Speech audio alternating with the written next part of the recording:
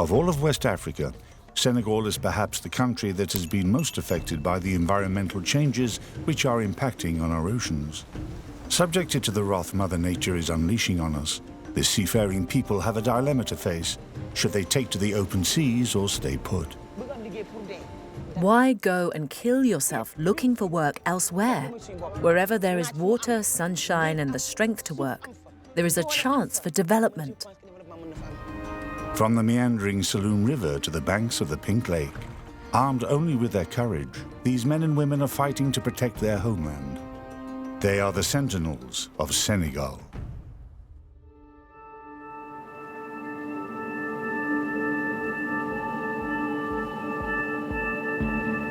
Posted like a lookout at the river mouth and battered by the ocean waves, Saint Louis gazes out over the Atlantic, protective of its former glory. Fighter Bridge, built at the end of the 19th century, bears witness to a time when Saint Louis reigned over the African colonies. It was a major trading post. Gum Arabic passed through here in transit before being shipped to Europe. When Senegal gained independence in 1960, Dakar became the capital, and the island of Saint Louis gradually fell into a state of slumber. This city radiates an old-fashioned charm, which is perhaps less due to its architectural heritage than to the people of Saint Louis themselves.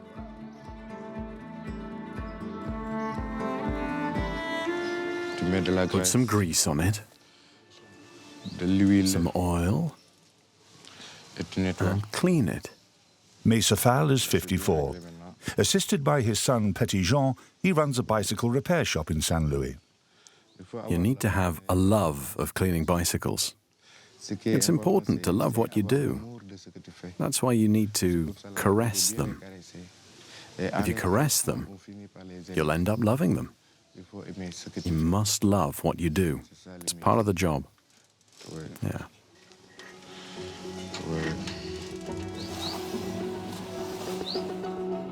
Meissa Fall is a mechanic, but he's so much more than that.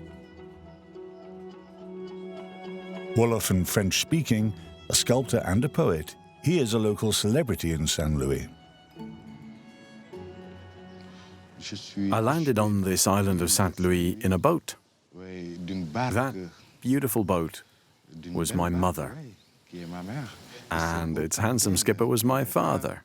He was a bicycle repairer, like his father, and he passed the skill on to me on this island of Saint Louis where I've only ever been surrounded by bicycles. I spent the days when there was no school at the workshop because I was a very disruptive child, and my old man didn't want me playing with the others and doing any damage, so I stayed by his side, and after every repair he gave me a rag and said, "Meissa, clean this bicycle." So I did. I made quick work of the cleaning because my friends were nearby and I wanted to go and play with them. And I'd say, "Dad, come and see, it's clean." And he'd say, "Look at the chain, the gears, the cogs, the spokes and the hub. That needs a good clean too, Meissa." I hated the object I was cleaning. So I transformed it in my mind's eye because it was stopping me from going out to play with the others. I turned it into a bird or a person. We rarely got any customers because when I repair a bicycle, I do it in such a way that the customer's not going to be coming back in a hurry. The days passed. And the saying goes that when you have nothing to do, you make art. Since I had stored up all those images in my head from when I was a little kid, I thought, why not do something with them? And that is how it started.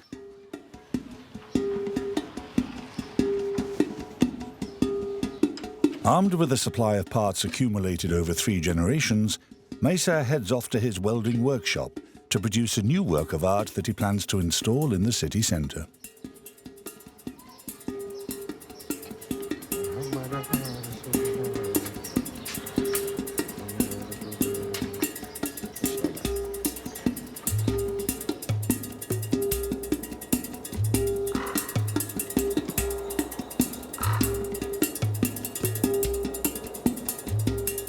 In Saint Louis, there is the river, the sea, the buildings, and the people. Everything in Saint Louis inspires me.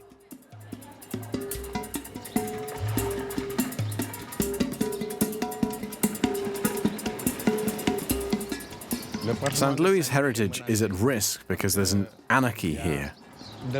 People are building any old how. A lot of houses have been abandoned because their owners are now in Dakar. But thankfully, there are buildings such as the Photography Museum, which have been nicely renovated. Yeah, it's a very pretty building. I love these red bricks. They were made in Bukucho. There was a kiln there where they made these bricks. Then they were transported here by boat. They were brought here to build these beautiful houses. This is an example of how, if the houses are renovated nicely like this one, the town would regain its splendor of old.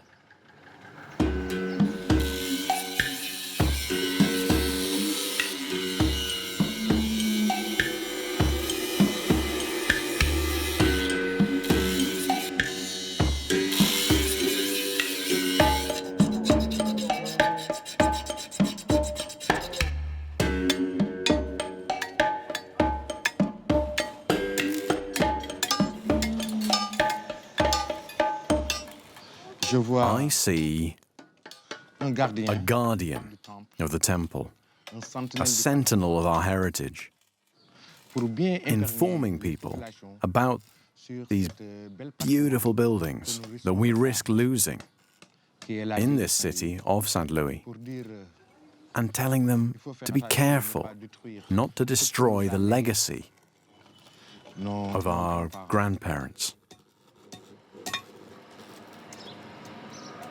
The beautiful city of Saint Louis has two faces. On its island, situated in the middle of the Senegal River, the old colonial town dreams of its former glory. Opposite, wedged in between the river and the ocean, is one of the most densely populated places in Senegal, Guet N'dar, the Fishermans Quarter.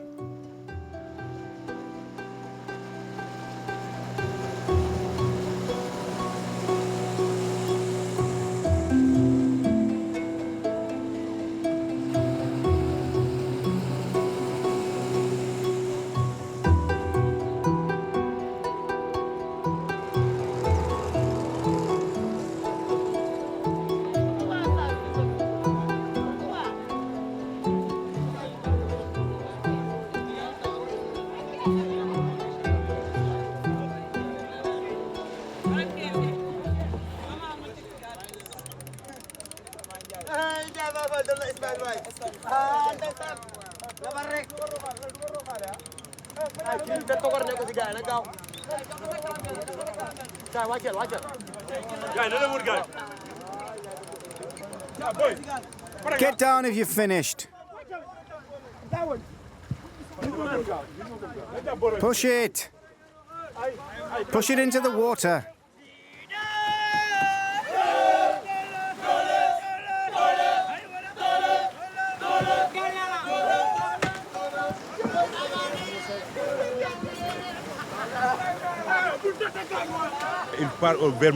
That pirogue is going to Mauritania. It's going to Mauritania to look for fish. There are no fish here anymore. Fish is expensive now. At the shipyard in Guet N'dar, Mr. Diop is hard at work. Since retiring, this former fisherman has branched out into decorating pirogues.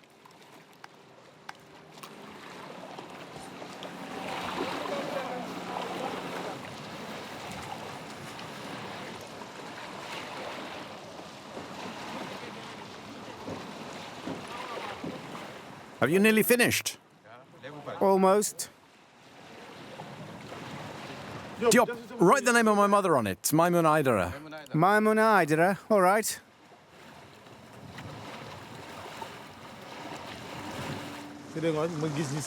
Whenever I've named a boat after my mother, it's brought me luck, and I've had good catches. I've called all my boats Maimouna Aidara ever since. I've just come back from Mauritania, where the fishing boats are all painted specific colours. All the pirogues are brown there. But I'm back now. And tomorrow I'm going fishing. So I'm getting my boat repainted with the colours from home.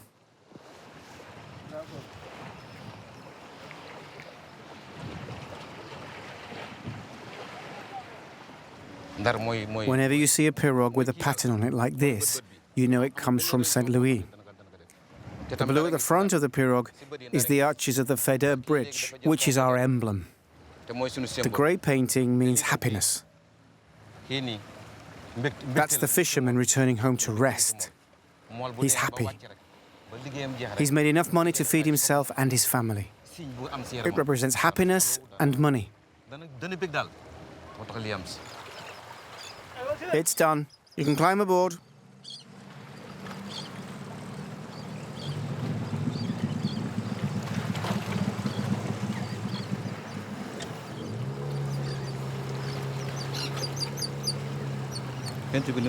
When I've finished the job, I like to see the reaction of the owner, to find out whether he's happy with my work. That gives me pleasure. Then I know I've done a good job. There are lots of motifs that are specific to St. Louis. I'm keeping the tradition alive, just as our ancestors did. But unfortunately, there's a lot less work now than there used to be. I was born here, and when I was a child, the river was my playground. There used to be a big gap between the river and the sea. It took ages to cross Guet N'dar on foot. But today the sea is advancing fast and ravaging everything. When the sea destroys the fishermen's houses, they can't afford my services anymore. Mr. Diop has good reason to worry. Guet N'dar and its inhabitants are seriously threatened by global warming and the inexorable rise of the sea level.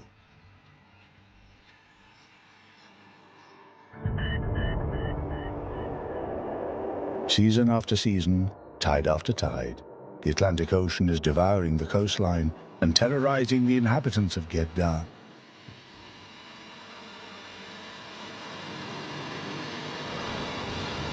Barely 3 months ago, the greedy waves carried away dozens more houses, leaving their inhabitants distraught and homeless. Every year, the Atlantic Ocean becomes more voracious, and human endeavors to save the area don't stand a chance.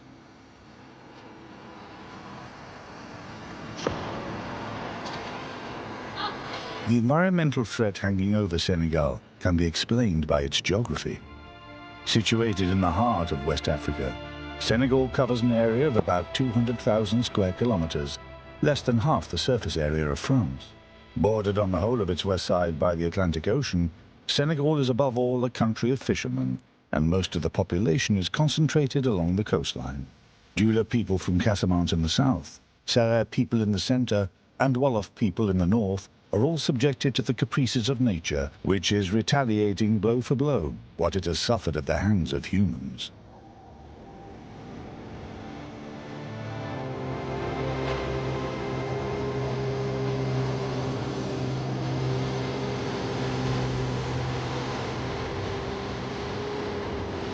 On board Mariama Adara, Pape Lamine and his son are heading out to haul in the nets, like they do every day.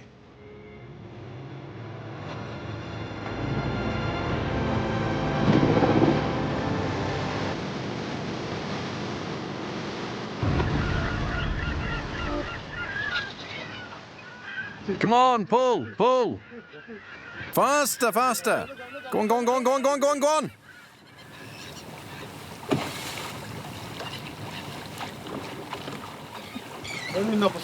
We're fishing for sole. Sole is pretty much all there is at the moment. But it's not a good catch. We should have landed more fish than that. I've been fishing since 1982. And my son was practically born at sea.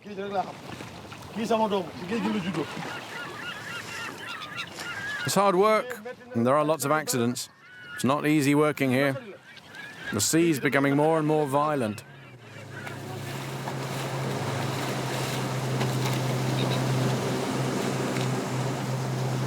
Climate change isn't the only reason for the increasingly rough seas of the Atlantic Ocean. The Long Diri, this long sandbank on which Guet N'dar is built, in the past stretched for several dozen kilometers south, forming a rampart against the ocean. But in 2003, to protect Saint Louis from flooding from the Senegal River, the authorities dug a 4-meter-wide breach in the sandbank, unintentionally opening up the Pandora's box. Today, the breach measures 7 kilometers and is widening day by day. This environmental disaster has proved to be a life sentence for Pape Lamine's village, situated opposite. The same tidal wave that carried away part of Guet N'dar also devastated his house. Ever since, Pape and the 22 people who depend on him have been camping in his garden. It was sunset. A wave came and destroyed the wall. It swept through the house and destroyed all the rooms. There was nothing we could do. We had to leave. We were lent another house. All the neighbors came to help us get our things out. Very difficult time for us. These freak waves started coming last year. The sea destroyed our house the first time. We rebuilt it. Then it happened again this year. I'm very worried, because if it happens again, we won't be able to carry on repairing the house forever. Every evening at 7 o'clock, we move out. We don't sleep here anymore because we're too scared of the sea. Tonight, like every other night, Pape Lamine and his family are leaving their house to go and spend the night with friends far away from the coast.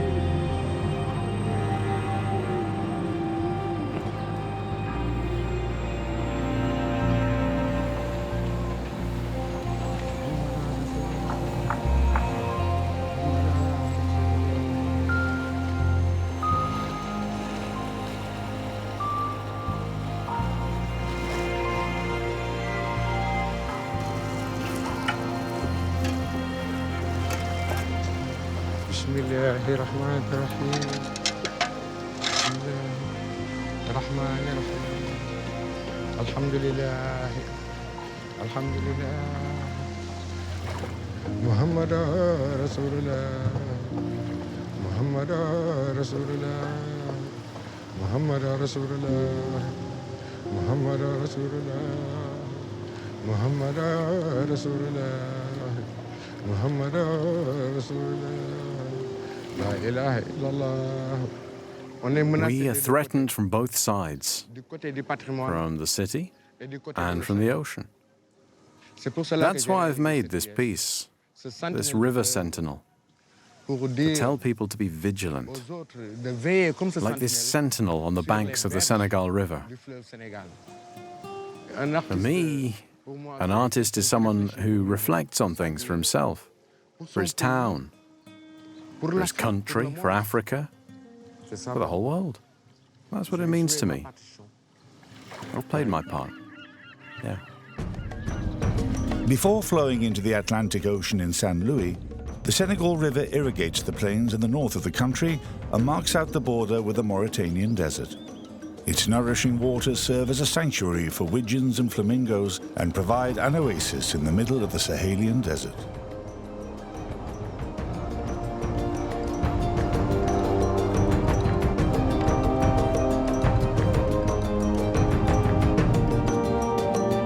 Saint Louis and the river mouth mark the northern limit of the Grand Côte.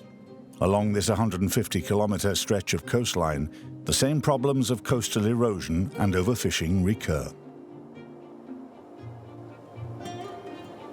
At the other end of the country is the city of Dakar and the Cape Verde Peninsula, a conglomeration of 3 million inhabitants. That's a lot of mouths to feed for the men and women of Kayar, Senegal's largest fishing port.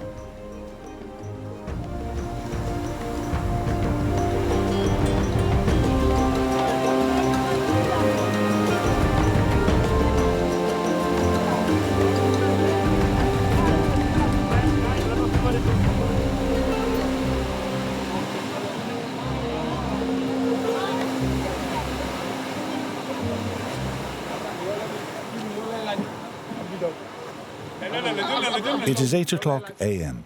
The pirogues head out, passing those returning from fishing trips which have lasted all night or even several days. Elimane is a child of Kayar. He is the son of a fisherman and a fisherman himself. Returning from a night at sea, he endeavors to make ends meet by helping to unload the fish, like hundreds of other youngsters from Kayar. Empty it from this side, hurry up.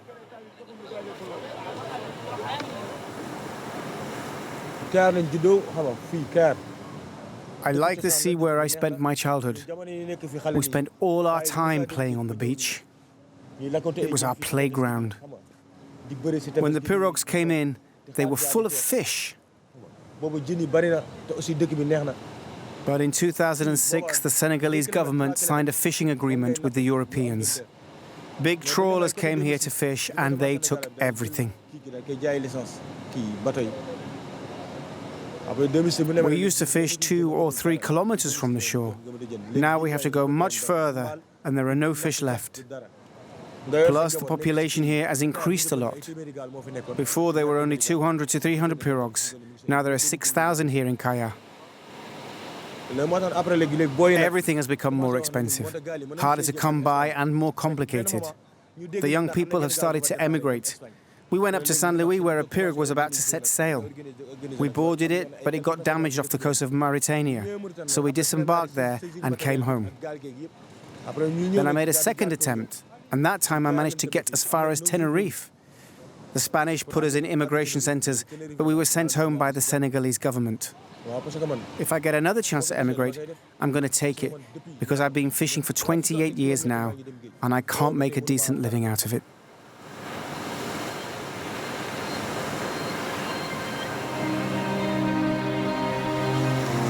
An ocean which no longer nourishes people, but which people brave because it brings hope of a better life. Every year, hundreds more join the exodus. They leave Kayar, risking their lives to see what lies on the other side of the horizon.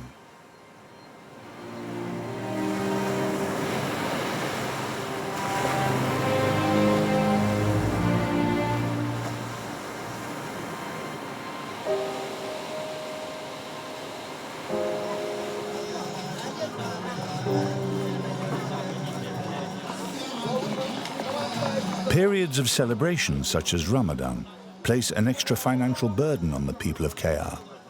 In this mostly Wolof region, members of the Muslim Brotherhood, Yayi Fall, go round the streets begging for alms as a sign of humility and solidarity with the poorest. This cult, that is close to Sufism, advocates indifference to all material possessions. A Yayi Fall ceremony is organized every Thursday at Elimane's house. Hello everyone, how are you? Abdullahi? Ngalgou? How are you, my brother? You're already dressed? The sea wasn't bad today, but there were no fish. I'm going to get ready for the ceremony.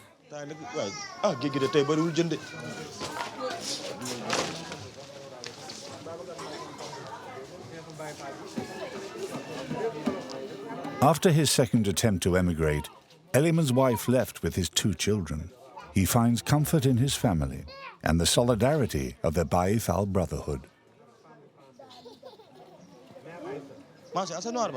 Mamshir, where's your black and white robe? Here, put this on. Mamshir has a rosary. Go and bang the tom-tom. Not all at once. Gently. Gently.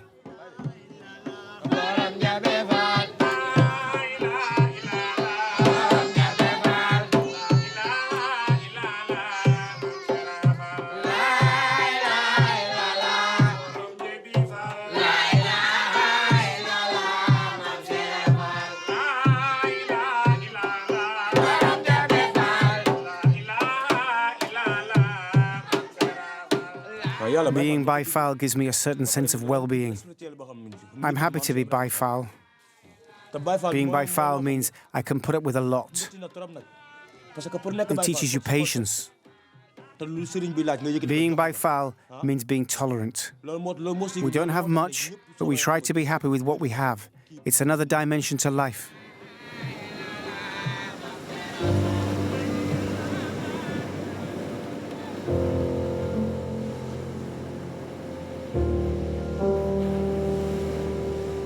Should they hold out and stay in Senegal, or leave and tempt fate? Elimane and his friend Ngalgou, who lost his leg in a fishing accident, are torn between these two choices. To discuss it, they are meeting with a very special woman, Yayi Bayam Diouf. She was the first woman in her village to earn a living from fishing, and she fights a constant battle with this clandestine migration, which claimed her only child. My son, along with 80 of his friends, took a boat to Europe in search of some human dignity. His hope evaporated along with mine because he was lost at sea. It was difficult. It was very hard for me. The disappearance of my son was a trigger for me.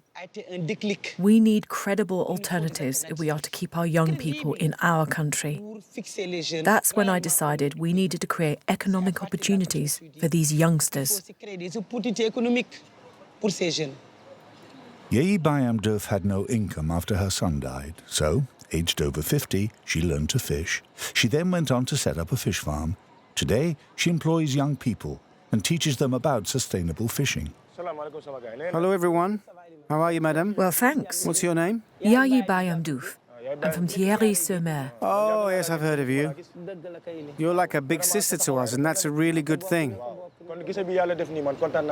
People say that what leads you into the darkness can also teach you how to come out the other side. Yes.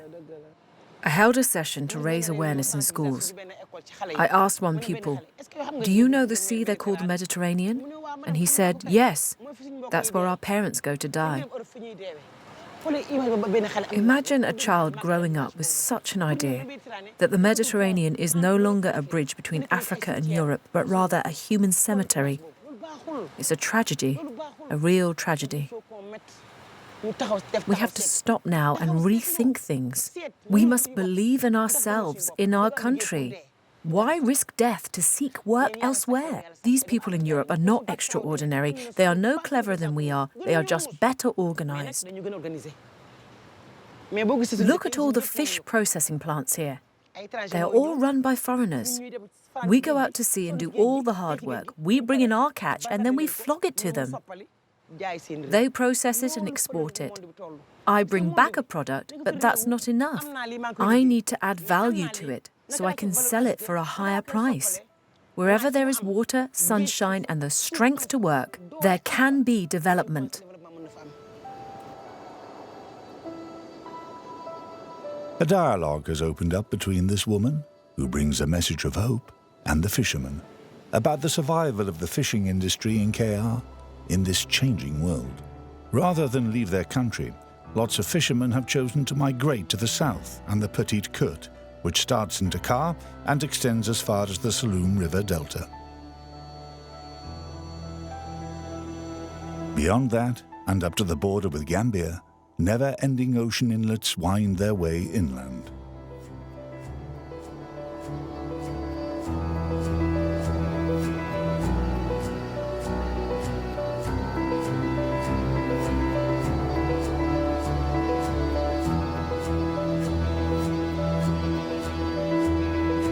The region of Sine Saloum covers 180,000 hectares of land and water, broken up into thousands of sandy islands.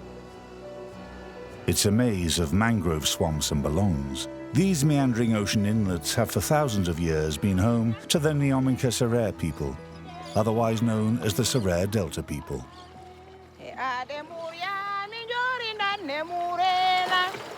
Mariama has spent her whole life in the Delta. Every day, she and a group of friends wait for low tide to go and harvest oysters, which they sell for a living.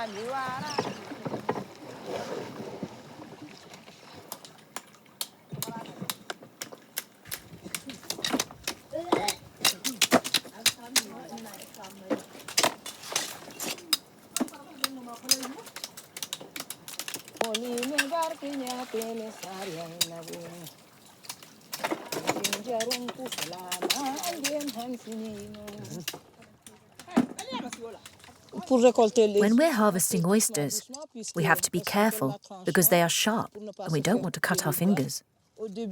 We used to cut off the whole branch, but when you cut off the whole branch, there are no oysters left to reproduce. So now we take a knife and cut them off gently, one by one. It's important that our children and grandchildren can do as our mothers did, and as we're doing and continue to make a living here. If we destroy the lot, what will they find here?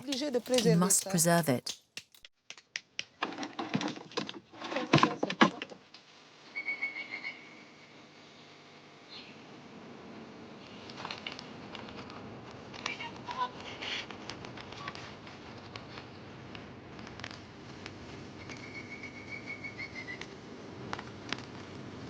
Once they've been boiled, shucked and dried, the oysters will be consumed on the spot or sold at the market by Mariama's friends. For thousands of years, shellfish have been at the heart of Sera culture. Their consumption by dozens of consecutive generations and the tons of shells produced by these eating habits have led to a transformation of the landscape of the Saloum Delta.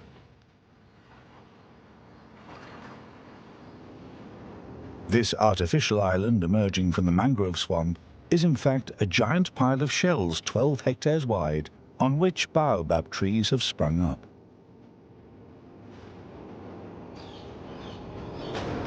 Piles of shells, such as this one, served as burial grounds for the Serer people up until the last century. Mariama comes here regularly to pray. This island has been here for thousands of years. It's a very important place in Sera culture. The reason all these shells are here is that the Delta people made a living from fishing for mussels, shellfish and oysters. There are also shells from the fruit of the baobab trees. All these shells served as burial mounds or tombs for our ancestors. All their possessions were placed in their tombs with them. They were buried with all their belongings. For example, their bracelets and pieces of pottery, sometimes even bones. This is where people come to pray for their ancestors. It's a religious place, a place of prayer. It's a very sacred place for us.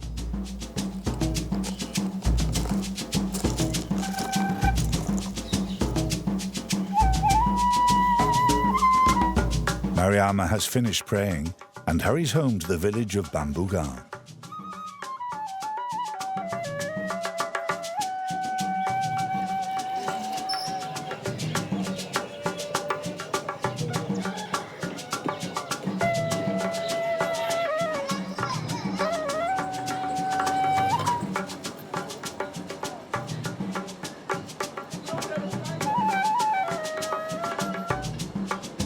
Mariama has invited her nephew Aliou over, together with his staff, his coach and his training partner.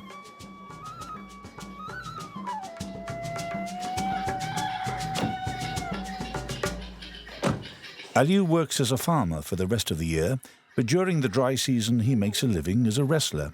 He and his team cross the region, going from fight to fight, finding lodgings wherever they can.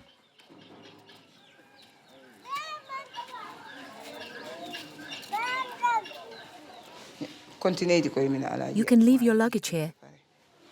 Here, hold it like this. Aliou has just won the last two tournaments, and he has a fight tomorrow on the outskirts of Bambougar.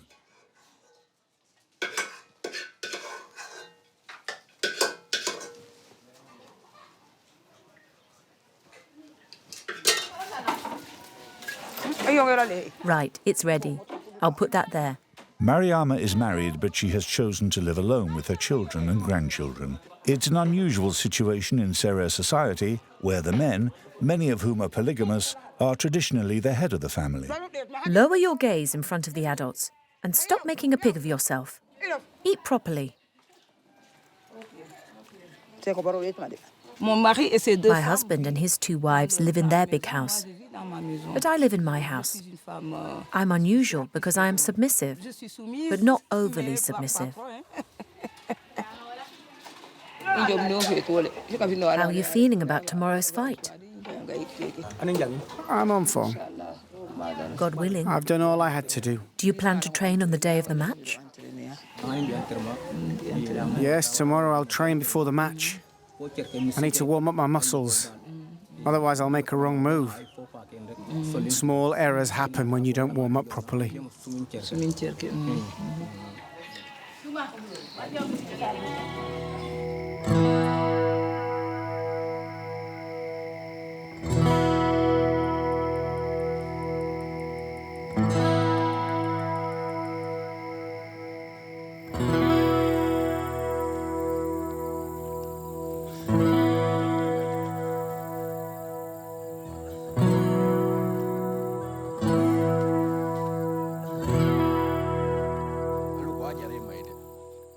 Come on, let's go. Go on. Stay on the line. Stay on the line. Right. We've done enough stretching and endurance work. Let's work on your contact.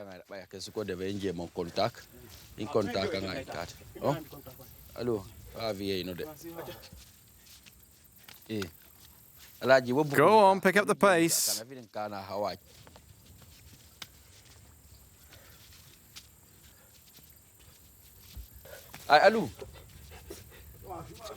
That's it. Ha. The Sine Saloum region is the birthplace of Senegalese wrestling. The wrestlers try to floor their adversary, in other words, to make him fall onto his hands and knees, or to force his head, his back, or his bottom to touch the ground. Alaji, you need to attack. And Aliou, you need to be tougher.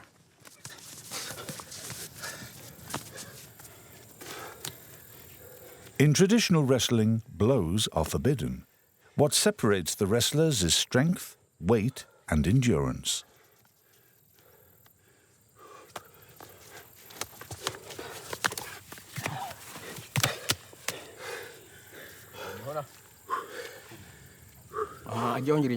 I chose this sport because I'm Serer.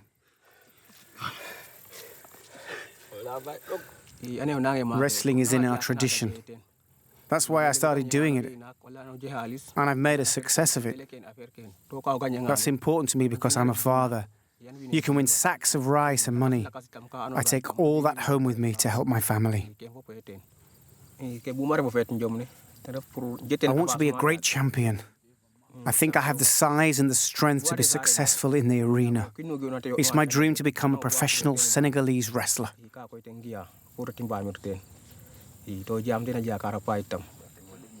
The champions of Senegalese wrestling often have a background in traditional wrestling, like Aliou.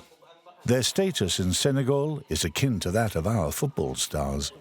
Their preparation is mystical as well as physical, with the inevitable visit from the village marabout before the match.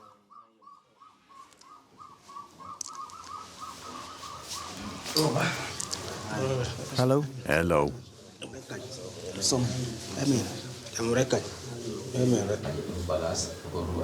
Master, we've come to ask for your blessing for the coming fight. Where will the fight take place? It will take place in the village of Liran. When? Today. You brought me luck for my last fight. I beat my adversary in the village of Ngalgou. Thank you for that. We have great confidence in you. It is I who should thank you for your financial contribution to the construction of our mosque. We are here to help.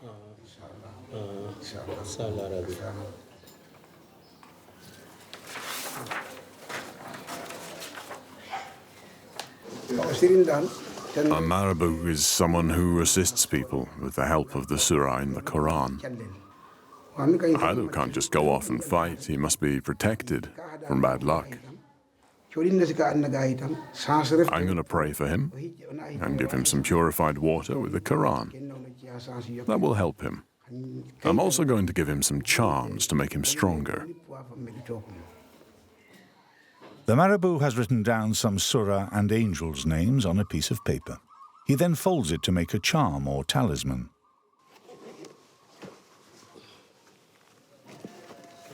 He also gives Aliou bottles of water, purified by the Quran and mixed with roots. Aliou will take what is known as a mystical bath in it later. In Senegal, Marabouts are both spiritual guides and medicine men.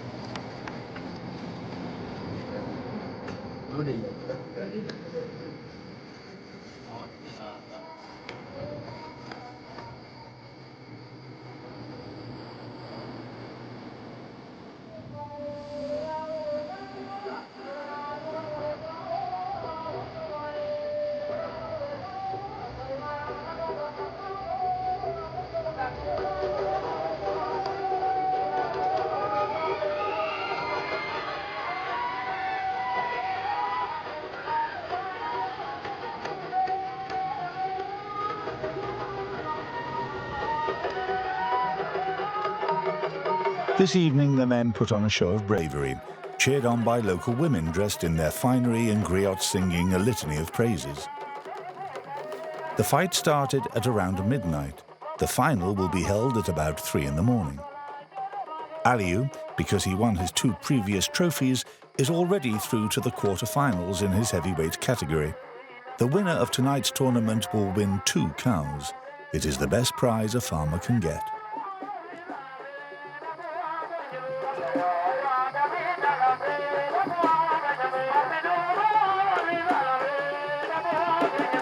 The fight can last for 2 rounds of 10 minutes and can go into extra time, after which it will be decided on points awarded by the referee.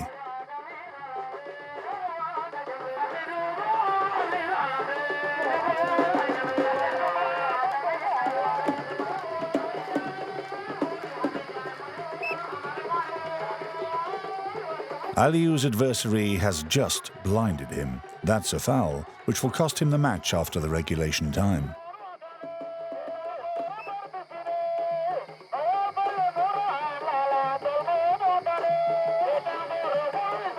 Aliou has won on points. That means he is through to the semi-finals and will be up against an adversary who is much heavier than him. A mountain of muscles in full mystical preparation mode.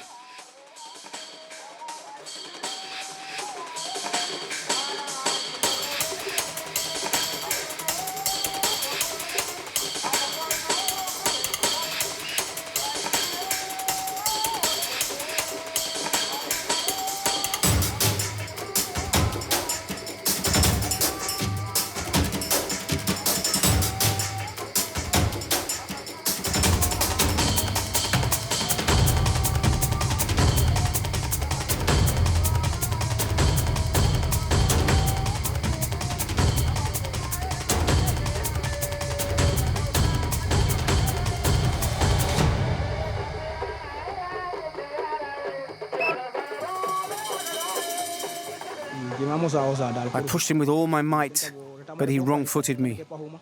He toppled me thanks to his weight, and I fell to the ground.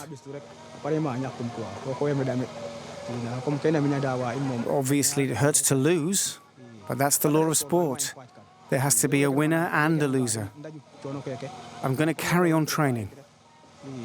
I'll carry on the fight.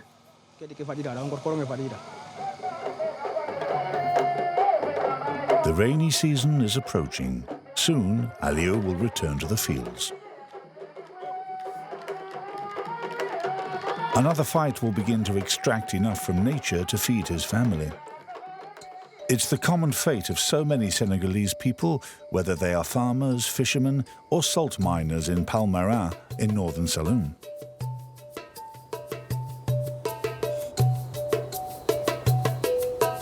The changing colors are created by cyanobacteria, microscopic organisms which produce a pigment to help them survive the presence of salt. The biggest of these Senegalese salt mines is situated north of Dakar, Lake Retba, better known as Lac Rose or Pink Lake.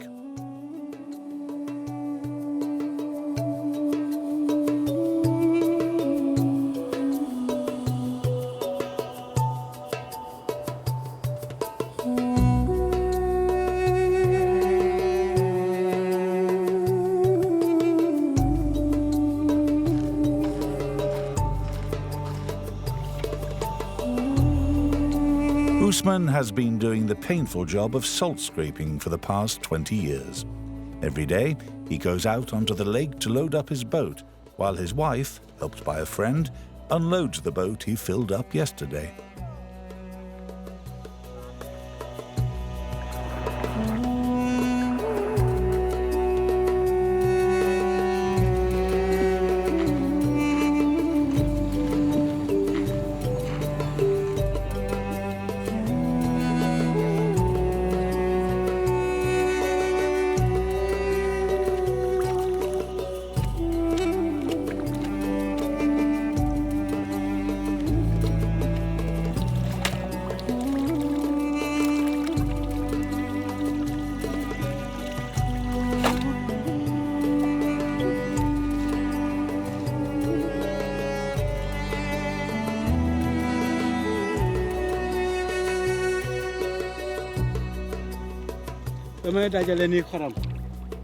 I'm piling up salt under my feet. I make several movements to separate it from the mud. The more movements I make, the whiter the salt is. I am the only local man still working on the lake. A lot of immigrants come here from Mali or Guinea to work. But the Senegalese don't want to put their feet in the lake to extract salt. The crystals cut your skin. It burns and leaves scars. You can't work here without suffering the consequences.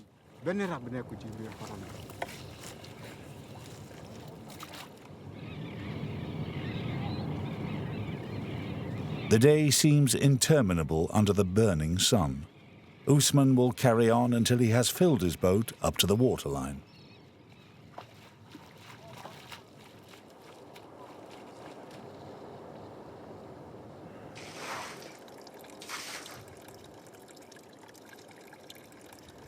The salt I've just unloaded will give us enough to survive on for 2 days. I say survive because if I buy enough food to live well, it will only last 1 day. I used to be a farmer. For a long time I grew millet and rice. But then the drought came and farming wasn't lucrative enough anymore, so I had to look for something else. So I became a weaver. But because of competition, the price of cloth plummeted. So then I decided to come to Lac Rose to be a salt scraper. This lake has brought me luck, and I love it, because I had nothing when I came here. I found work here, and I met my wife, and started a family here.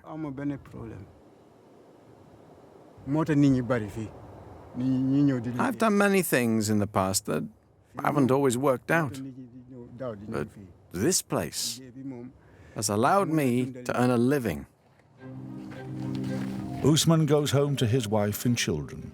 Tomorrow he will resume uncomplainingly what others call slave labor and what he simply calls earning a living. It's a daily lesson in resilience and courage by the last Senegalese salt scraper of Lac Rose. In a world that is in a state of flux, Ousmane and all the Sentinels of the water are holding out and fighting for the survival of their heritage.